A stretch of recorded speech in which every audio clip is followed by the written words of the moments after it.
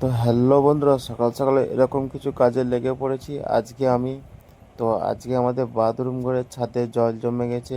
আর এই গাছটা থেকে সব ফলগুলো ফুলগুলো পড়ে সব এই বাথরুম ঘরের ছাদটা একদম পুরো মানে পাইপটা জ্যাম করে দিয়েছে, তো জল বেরোচ্ছে না। তো এটা থেকে আজকে পরিষ্কার করার জন্য লেগে পড়েছি।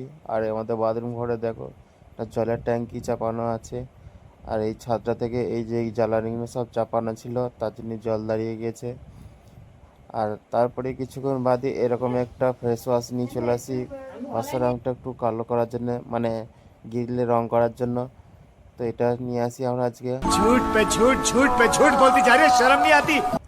তো বিকেলে কিছু হালকা করে এরকম ওয়েদারে আমরা আজকে ঘুরতে গেছিলাম কেলেনে বাঁধ দিকে, তো আমার বন্ধুদের সঙ্গে। আর এত সুন্দর ওয়েদারটা দেখো, কত সুন্দর লাগছে। তো এই ওয়েদারে কিছু ঠান্ডা ঠান্ডা জায়গায় গরম গরম কিছু খেতে ইচ্ছা করছিল।